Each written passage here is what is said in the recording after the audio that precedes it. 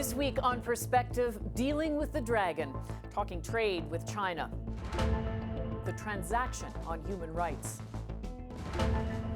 Less than a year into his mandate, Justin Trudeau showed us that one of the key components of his Canada's back strategy is China. Following up on last year's all smiles and friendly handshake visits with the Chinese leadership, both here and in China, Canadian officials were in Beijing this past week to begin preliminary talks on a free trade agreement. The Chinese premier has said he'd like to see trade between the two countries double in the next 10 years. What he suggested could be a golden decade in Canada-China relations. We believe that China and Canada have extensive common interests and good cooperative relations. While most Canadians support the idea of increased trade with China, recent polling also suggests that many are also concerned about Chinese investment in Canada, particularly Chinese ownership of Canadian companies. That sentiment was made clear during question period in the House of Commons this week. Canadians were surprised to wake up this morning to news that the Prime Minister has sold part of our healthcare system to China.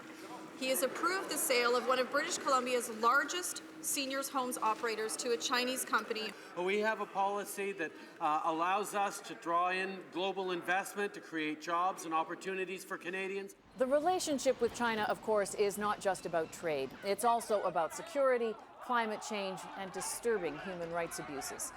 For some perspective on Canada's changing relationship with China, I spoke this week with David Mulroney, a former Canadian ambassador to China, the author of Middle Power, Middle Kingdom, What Canadians Need to Know About China in the 21st Century. He's also president of St. Michael's College at the University of Toronto. That's where we met. The relationship with China is important for any country, just given the size of its economy, perhaps even the size of its landmass. You've suggested that Prime Minister Trudeau may be naive in his approach. Why? I suggested that, Alison, because I think of China as representing sort of the portal, the entry point for a new kind of foreign policy for Canada. A foreign policy in which we have to work out our future with countries that are unlike us, and in some respects, at times, unlikable. Just as Prime Minister Harper was very cool to China and probably too cool, it's also possible to be too warm and too optimistic. So when the Prime Minister talked about China being the country he most admired and talking with some degree of admiration for how the Communist Party and its dictatorship was able to transform the economy, I think he's cutting some corners intellectually. He's missing some important points. China is a remarkable country, but it's a country that poses challenges for us and will continue to pose challenges, and it's important to see it as that. So there are presumably preliminary talks going on now around some kind of a free trade agreement. What does Canada have to know heading into that kind of negotiation?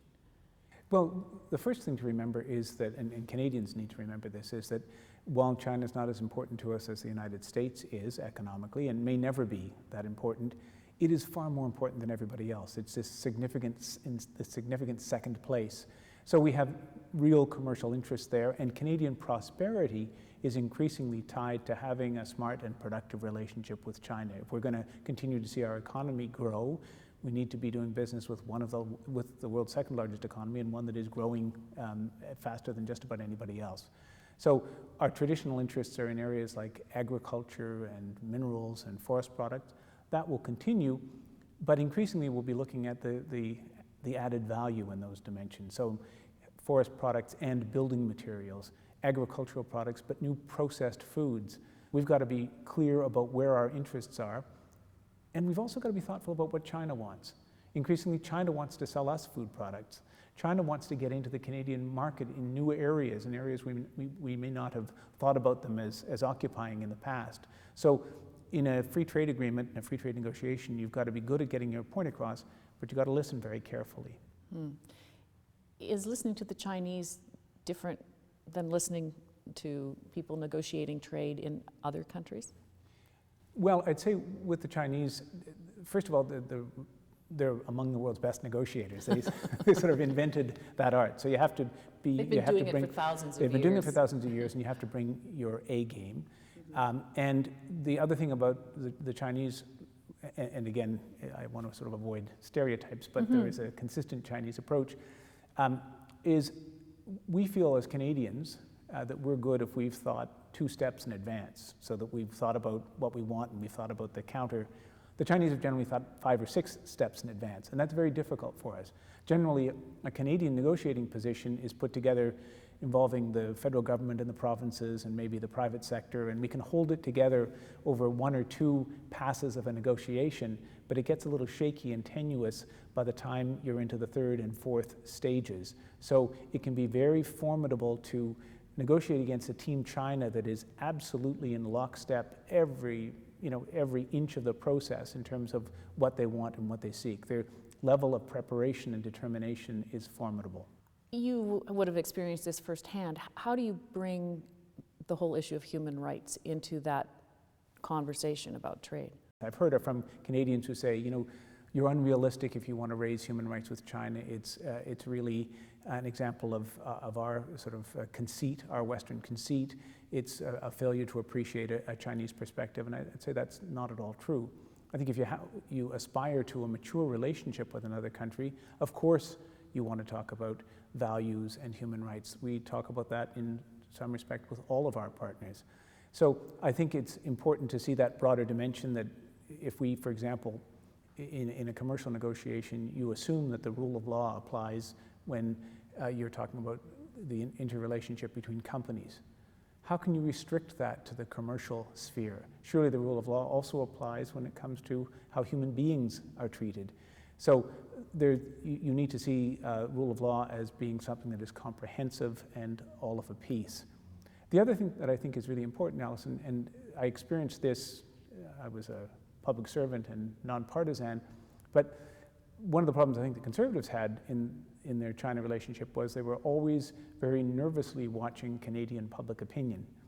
And Canadians, I think, are willing to see us engage with China as long as we also indicate that we're willing to talk about human rights. That's important to Canadians. So you get permission to talk about free trade if you're also showing Canadians that you're prepared to talk about other things, and those other things include our values and issues like human rights.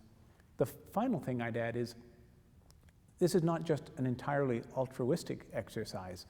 As the world becomes more complicated, more wonderfully complicated, and we have a new generation of people who maybe were born in China but now live in Canada and who return to China, we're seeing increasingly complicated consular cases involving the arrest and detention of people who hold a Canadian passport. So human rights isn't some theoretical exercise, it's often something that's very applicable to the case of individual Canadians. We saw the case, for example, of the missionaries up in northeast China, the Garretts.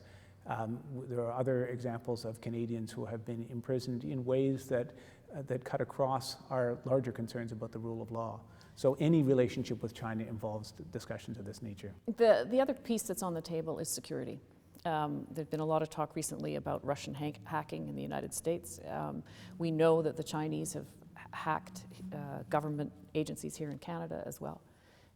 How significant a risk is that? It's a very real risk. It's a real risk right at the level of companies, and this brings us back to the trade discussions. When I was advising Canadian companies, I would say you have to be really, really careful when it comes to your intellectual property. If the secret of your company's success is a patent or is a design that you need to protect absolutely, you might want to think about another market other than China. But if you're a company where you're continually innovating and last year's technology is ultimately irrelevant, then maybe you have a better chance. And if you're structuring a relationship in China, how do you structure it so that it's in your partner's interest not to steal your technology and undermine any prospect of success either one of you has? So technology theft is important at the level of companies and important at the level of countries. And we just need to be aware of that. We need to be much more vigilant and also much more capable when it comes to deterring these cases. The other security part of it is the whole territorial dispute in the South China Seas. And both China and the United States are flexing their muscle there. It's been described as a global flashpoint, one of the 5 or 6 more serious in the world right now. You've suggested Canada needs to be more present in terms of its Navy. What are you driving at there? The danger is that, and this is particularly true on the Chinese side, that they see this issue in their territorial seas as a Sino-US issue, a zero-sum game between an American worldview and a Chinese worldview. I think it's in Canada's interest, and I think we're also morally bound to be part of a larger effort that involves other countries like Australia and New Zealand and maybe Singapore, to say we all welcome China's rise. We acknowledge that China is an important country and needs to have a place in the world, and that has necessarily a military dimension, but we also have expectations. Just as we have expectations for countries like the United States, we have expectations for countries like you, China. I don't think that's an overwhelmingly decisive contribution, but it's an important contribution. If China hears that other countries have concerns about occupying islands and blocking trade routes, it may have a more influence than we imagine. If I can add one other security element, the other thing we have to be conscious of is Chinese interference in Canadian affairs. We're seeing the Chinese government interfere with Canadians of Chinese origin, particularly those who come from Tibet or from the Muslim reaches of China's far west, where they may threaten them for political activism in Canada and threaten them through their families back in China. So we need to be aware that while China is very particular about what it calls non-interference in its own affairs, it's not at all squeamish about reaching into Canadian life when it considers that necessary. This isn't something we've really had to deal with in the past, but we need to face up to it as a possibility. And how does all of that then color trade, which seems to be the driving sort of impetus here in the relationship? Well, there is sometimes, when Canadians think about that, they think of trade as a reward, that if you're a good country, we'll trade with you and we'll do a free trade agreement, but if we don't like you, we won't. What I'm talking about when I posit that we're moving to a new stage in our international relationship is that we increasingly will have to find a way to get along with countries that are very problematic, that do things that we don't like. Does that mean that we should never trade with them or never even talk to them? That was sort of where the Harper government was going with countries like Iran. I'd say that's disastrous for a country like Canada that needs to navigate in a world that has much bigger players. We need to talk to other countries, and we need to do things like trading with them, looking at investment, things that are not at all in any way a threat to Canadian security, and that don't empower other regimes, but in fact encourage them to operate in a more recognizable, in ways that are more in line with the rule of law. So trading doesn't enable China to be more aggressive. If anything, it may encourage China to think about its broader relationships. So we're really impelled, I think we're required to take a look at the bigger picture with China and to keep this dialogue alive that includes things like values and includes things like human rights, not just because of China itself, but because of China's influence in the larger world. Thank you very much. Thank you very much. China is Canada's second largest trading partner after the United States. In 2015, Canada exported $20.2 billion worth of goods to China. Canada imported $65.6 billion worth of goods from China. That left Canada with a $45 billion trade deficit with China in 2015. For a perspective from China now, we reached Jose Qian, a Shanghai-based journalist working for ARD German radio. He studied journalism at Concordia University in Montreal. Right now, the situation in China reminds many people of how the US was like at the turn of last century, this gold rush time. Basically, quite contrary to what most people think, that China might still be ruled by a bunch of communist old cotters.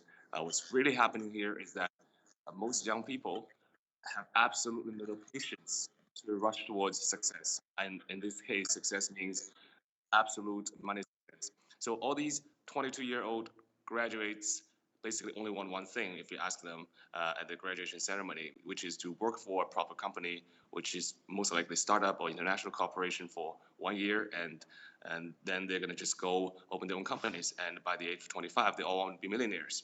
Everyone in Canada has seen the large influx of Chinese immigration, particularly starting with overseas students from a decade ago already. And by now, Canada is absolutely one of the first countries Chinese young people will consider moving to when they either leave high school for university or leave for immigration after a few years of working. So for them, Canada might not be the place where they make their social money successes, but this is certainly a place where they want to go once they have reached such successes. And the funny thing about the Chinese rich crowd right now is that they all realize that China is still, and probably for the future for a little bit longer, is the place where money is made because of the larger population, because of the growing demand for everything, because of the lack of rule of law and the kind of inequality. So for the rich, it's easier to make money here than in the socialist country like Canada or Europe. But once they have reached social successes, they all start to worry about the stability of the future. Now, China doesn't offer stability for entrepreneurs, for private business people, and they all feel insecure once they've got their wealth. And this is when they want to move to a country like Canada, especially for the future for their kids. For a Canadian business view, we turn to the Canada-China Business Council. Here's the perspective from the organization's executive director, Sarah Kutulakos. Should the Canadian government decide to move forward and negotiate a free trade agreement with China, or better said, some sort of economic agreement, it will have certain value for the Canadian business community. That's for a number of reasons. First of all, in some of our sectors, we're currently running behind competitor countries like Australia and New Zealand that have free trade agreements in force, and thus their companies have seen reductions in tariffs, they've seen reductions in investment barriers, and our companies are at a bit of a disadvantage. But more important is to look at where China's economy is going. China currently contributes about a third of the world's total growth each year. And although we're trading with China at reasonable amounts, there's more to be done. And even if you look at some of our key sectors like agriculture, which is about 37% of our exports, current exports are really more bulk commodities. When we start addressing China's increase in consumption with things like higher value food, packaged food, we need to make sure that agreements are in place that allow us to be able to sell those things in. In addition, you've got areas of service, financial services, engineering, technology, and those are all things that have significant growth potential with China, and we need to make sure that whatever agreement is negotiated is allowing those emerging sectors to really be able to take advantage of it. China's poor record on human rights abuses is long and well documented. Even as China seeks to increase trade and enhance its global image, China's systematic attempts to shut down criticism and repress free speech have affected not only Chinese civil society, but have reached far beyond its own borders. Sophie Richardson is the China director at Human Rights Watch. We've reached her in Washington. Sophie, Human Rights Watch has described the human rights situation in China as dire and deteriorating. What worries you the most? Oh, it's a big question. I think arguably the biggest problem since Xi Jinping came to power in March of 2013 is an extraordinary crackdown on independent civil society across China. Writers, activists, public health workers, feminists. This is a community that had really grown and, carved out a bit of room to work, to challenge legislation, to comment publicly. And really, since she came to office, we've seen dozens, hundreds of those people imprisoned, prosecuted, or effectively sent into exile. Some of them disappeared. And this is a huge loss, we think, for China. What kind of influence do you think other countries actually have? Because obviously, not just Canada, but other countries are doing business with China and want to do more business with China. What influence do you think they can actually have? Well, I think they actually can have a fair amount. I mean, not only do I think Chinese leaders still care about how China is seen and perceived internationally, they certainly don't like being embarrassed when they're challenged over the treatment of, for example, 2010 Nobel Peace Prize winner Liu Xiaobo, who's still sitting in prison. I think also, the boundary between human rights and other realms like trade and security are not, those are not two wildly different realms. The same laws or the same legal system in China that can uphold, a given business's contract is the same legal system that can actually guarantee a Chinese person's right to the freedom of expression, which they're guaranteed. And if you're not going to get the one, you're not going to get the other either. So I do think that there's broad interest, regardless of what sort of piece of this relationship you're interested in improving human rights. It makes China a better partner across the board. You know, diplomats often talk about achieving some kind of balance, right, between, you know, negotiating on the business side of things and the security side of things and dealing with human rights. Is it just that Western countries haven't been forthright enough? Like, well, I think there are a couple of different kinds of problems. One is that Western countries have become more reticent as China has become more influential economically and diplomatically over the last decade. I think also Western governments often confuse the Chinese government with China. And lots of independent voices or organizations or people outside the government wind up being left out of the thinking and left out of the equation. And as a result, certain issues sort of drop down to the bottom of the agenda. And one thing that Canada has generally done well over the years is reach out to independent activists or peaceful critics. But we're not seeing the kind of high-level interaction with those sorts of people that we think helps give them or keeps their place in a very delicate environment in contemporary Chinese politics. So you're saying that high-level Canadian officials need to reach out more to those activists? Is that? Yeah, generally. I mean, Canadian ambassadors and the staff in China has generally been quite good about this. You know, when you think about, for example, the optics of Prime Minister Trudeau greeting senior Chinese officials, in lovely settings in Canada, along with, Trudeau's and other Canadian government officials' welcome to refugees and other kinds of people who might not be liked by the governments they come from, you want to see people like Prime Minister Trudeau being photographed with people who are peacefully critical of the Chinese government. It's that kind of, I think, recognition and a demonstration that Canada is interested not just in what the Chinese government says, but in what its critics have to say, too. Canada is talking about a free trade agreement with Beijing, and they're in sort of preliminary talks. What should the approach be there, from your point of view? Well, we have no complaints generally either with FTAs or with issues like extradition treaties, which Canada is also talking about with China. But I think the concern in either of those realms is really about whether the Chinese legal system can actually follow through on the kinds of commitments that those sorts of agreements depend on.